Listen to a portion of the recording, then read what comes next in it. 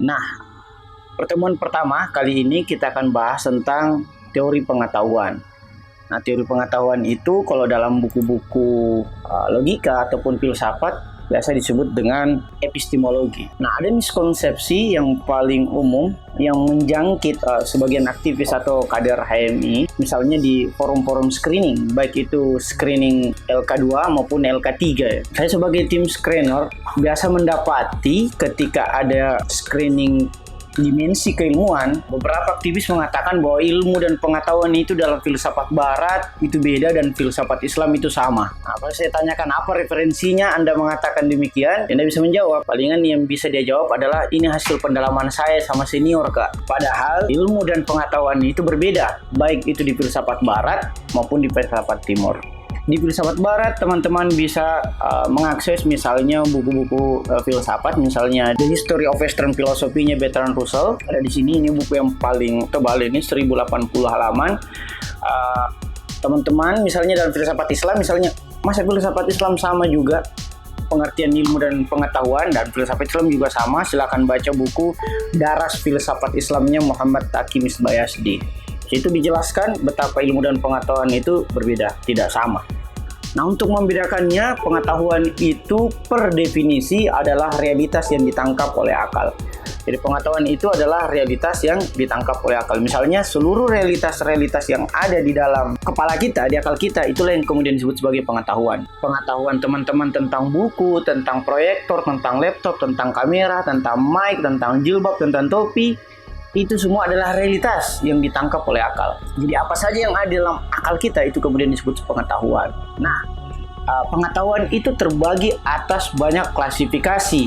Salah satu atau hasil klasifikasi dari pengetahuan adalah ilmu. Nah, jadi ilmu ini adalah derivasi atau turunan atau tindak lanjut dari pengetahuan. Nah, ilmu kalau kita mau definisikan itu adalah serangkaian pengetahuan yang sifatnya proposisional. Nanti kita jelaskan apa itu pengetahuan proposisi. Singkatnya, ilmu itu pengetahuan yang proposisi dan sistematis. Sistematis maksudnya apa? Memiliki organ, memiliki metodologi, dan tentunya memiliki tujuan yang berbeda-beda antara satu disiplin ilmu dengan disiplin ilmu yang lainnya. Walaupun dalam bahasa Arab, ilm itu kita definisikan juga sebagai pengetahuan. Tetapi kan kita berbicara tentang kata serapan dalam bahasa Indonesia. Sehingga harus kita jelaskan ini pengertian ilmu dan pengetahuan dalam bahasa Indonesia, bukan dalam bahasa Arab. Nah, adapun pembagian antara berbagai pengetahuan itu setidaknya secara garis besar kita dapat membaginya ke dalam 4 klasifikasi. Pertama, klasifikasi pengetahuan ditinjau dari segi penilaiannya. Nah, ini yang pertama, sehingga melahirkan tadi ilmu. Ada pengetahuan yang sifatnya konsepsional, ada pengetahuan yang sifatnya proposisional. Oke? Apa yang dimaksud pengetahuan konsepsi? Pengetahuan konsepsi adalah pengetahuan yang belum bisa dinilai benar salahnya, atau dalam logika Islam atau mantik disebut sebagai tasyawur. Artinya kita belum bisa menilai ini benar atau salah. Contoh, ketika saya menyebut kata kamera, realitas yang ditangkap oleh akalnya teman-teman itu sebenarnya belum bisa menilai kamera. Ada apa dengan kamera? Paling banter yang tercipta atau yang hadir di akalnya teman-teman adalah bentuk kamera yang terabstraksi oleh khayal teman-teman, dan kemudian kata kamera atau esensi kamera itu sendiri. Tapi Anda tidak boleh atau Anda belum boleh menilai atau menjustifikasi kamera seperti apa ini yang dimaksud. Nah, kesalahan yang paling umum yang kita jumpai dalam logika adalah memproposisi pengetahuan yang sifatnya masih konsepsi, atau mentasdiki pengetahuan yang sifatnya ia masih tasyawuri. Sementara pengetahuan proposisi adalah pengetahuan yang sudah bisa dinilai benar salahnya. Contoh, ketika saya bilang kamera ini adalah kamera Sony. Nah, itu sudah bisa dinilai. Sony kah? Ya, Sony. Kalau saya hanya bilang kamera, it means teman-teman belum bisa menilai kamera. Pasti teman-teman masih ngambang kan? Masih abstrak gitu. Kamera, apa dengan kamera ya? Misalnya kalau saya duduk begini baru datang Aswar, kamera. Aswar kan masih, apa ini? CCTV kah? Apa begitu? Kecuali kalau saya bilang lagi merekam ada kamera. Nah, itu sudah bisa dihukumi. Itu juga pengetahuan dan sudah bisa dihukumi. Itu artinya nggak boleh tahu ribut. Ada rekaman. gitu. Nah, itu perbedaan antara pengetahuan konsep dan pengetahuan proposisi. Nah, ilmu tadi lahir dari pengetahuan proposisi ya. Artinya sudah dapat dinilai benar dan salahnya, oke? Tetapi lebih kompleks daripada itu, ilmu itu bukan hanya satu proposisi saja, tapi serangkaian proposisi yang sistematis. Dalam artian ada organ, ada metodologi, dan ada tujuannya. Nah, pembagian kedua dari pengetahuan adalah ditinjau dari tingkat kesulitan. Ada pengetahuan yang mudah untuk kita memahaminya, ada pengetahuan yang sulit untuk kita memahaminya. Kalau dalam logika Islam matematik ini disebut sebagai ilmu nazari dan ilmu daruri. Nah, teman-teman juga bisa mengakses misalnya buku yang paling masyhur sekali kalau kita bicara logika Islam, itu judulnya Ringkasan Logika Muslim dari Hasan Abu Ammar. Baik itu Ringkasan Logika Muslim, itu yang pertama, ada logika 2, definisi dan argumentasi, dan ada logika 3, yaitu jenis-jenis proposisi. Itu teman-teman semua harus baca.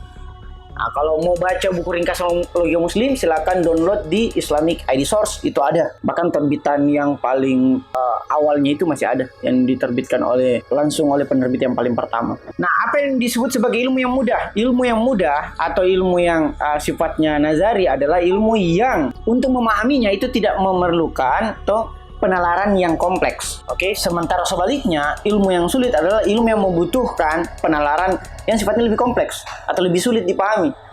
Nah, dari definisi ilmu mudah dan ilmu sulit, kita kemudian mendapati definisi bodoh dan cerdas. I'm sorry to say, bodoh dan cerdas. Jadi bodoh itu bukan artinya tidak tahu apa-apa. Oke, bodoh itu adalah kondisi di mana kita tidak dapat memahami ilmu yang mudah dipahami oleh orang-orang pada umumnya. Itu baru disebut sebagai bodoh. Sementara cerdas sebaliknya. Cerdas adalah kondisi di mana kita mudah memahami ilmu yang sulit dipahami oleh orang-orang pada umumnya. Misalnya kita ambil contoh, ilmu yang mudah dipahami, bahasa Indonesia.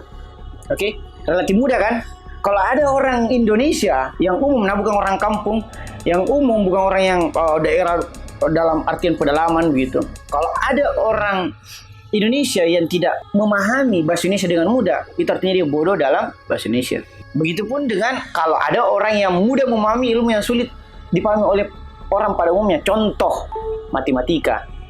Kan sulit tuh untuk beberapa orang atau bahkan sebagian besar orang matematika. Nah, ketika dia mudah memahami itu artinya dia cerdas. Tetapi yang harus kita garis bawahi, dia cerdas dalam matematika. Karena jangan sampai kita melakukan kezaliman intelektual, dalam artian orang bodoh matematika berarti bodoh semua di disiplin ilmu lain. Belum tentu. Bisa saja dia sangat-sangat cerdas di sebagian besar disiplin ilmu lainnya. Yang ketiga, ditinjau dari absolutisnya. Nah, apakah absolut atau tidak? Atau dimungkinkan keterbalikannya atau tidak? Ada yang bilang ilmu sangka atau zan, ada ilmu yakin.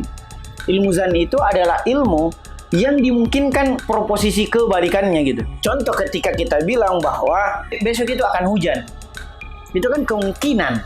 Jadi bisa dimungkinkan kebalikannya. Bahkan even kita bilang besok itu kiamat, itu juga masih ilmu kemungkinan. Nah, kecuali kalau kita bisa pasti besok ini kiamat, wah, itu artinya proposisi kita itu sangat bisa diragukan karena ada kata pasti. Oke, ada kata pasti di situ. Contoh lagi, ketika kita mengatakan bahwa kita yang pasti jodohku, itu kan proposisi ya, itu pengetahuan ya. Pertanyaannya, itu pengetahuan sangka atau pengetahuan yakin? Walaupun kita dengan sangat pede meyakininya ya, kita yang pasti jodohku ini, tenang mikir ya begitu. Nah, itu ilmu sangka atau ilmu yakin? Ilmu sangka. Ilmu sangka. Walaupun ada predikasi yakin di dalamnya. Tuh, dalam hal ini ada kata pasti. Kita yang pasti jodohku ini. Walaupun, nanti kita akan menjelaskan retorika. Retorika itu artinya kita membungkus kata-kata agar terlihat meyakinkan untuk memenangkan suatu pembicaraan. Even itu pembicaraan dengan lawan jenis kita. Oke, khususnya bagi perempuan ini, seperti dipatrol tuh sama laki-laki. Nah, tinjau dari absolutitasnya itu tadi, ilmu sangka dan ilmu yakin. Sementara ilmu yakin, ilmu yang tidak dimungkinkan keterbalikannya, pasti itu. Contoh ilmu yang paling atau pengetahuan yang paling absolut adalah Tuhan itu Esa. Sudah pasti itu. Tidak mungkin ada Tuhan itu dua atau Tuhan itu tidak ada, sudah pasti ada. Sisa kita mau lanjut ke dalam pembuktian bahwa Tuhan itu Esa apa tidak. Walaupun sebagian orang dalam hal ini yang ateis menganggap bahwa Tuhan itu tidak ada, apalagi cuma Esa gitu. wujudnya saya nggak ada, apalagi esanya gitu. Kalau bagi orang ateis, disinilah pentingnya kita belajar logika sebagai kaum beragama untuk kemudian memberikan argumentasi pada teman-teman kita yang belum beragama. Nah, yang keempat ditinjau dari neraca. Ditinjau dari neraca, ilmu itu dibagi antara teorema dan aksioma. Teorema adalah ilmu yang membutuhkan lagi sandaran kausalitas di dalamnya, di atasnya. Misalnya ketika saya bilang setiap yang bernyawa pasti akan mati, itu teorema atau aksioma, membutuhkan pembuktian apa tidak. Setiap yang bernyawa pasti mati, itu tetap membutuhkan pembuktian. Dalam artian membuktikan pembuktian, walaupun dalam konsep kita itu tidak membutuhkan pembuktian lagi kan. Tapi ketika kita bilang setiap yang bernyawa pasti mati, itu pembuktiannya adalah kenapa sih mesti yang bernyawa itu mati? Gitu, setiap yang bernyawa itu pasti mati, kenapa? Gitu. Nah, itu yang disebut sebagai membutuhkan pembuktian, walaupun pembuktiannya sifatnya refleksi atau perenungan. Sementara aksioma adalah pengetahuan yang tidak membutuhkan lagi pembuktian. Contoh, setiap akibat bergantung pada sebab. Hanya ada dua aksioma, kausalitas dan prinsip non-kontradiksi. Atau yang dalam bahasa Ranti Ahmad dalam bukunya Landasan Kerangka Berpikir Ilmiah dan Filosofis disebut sebagai PNLR atau prinsip niscaya lagi rasional. Jadi itu ada 4 pembagian atau 4 klasifikasi ilmu dan pengetahuan atau pengetahuan.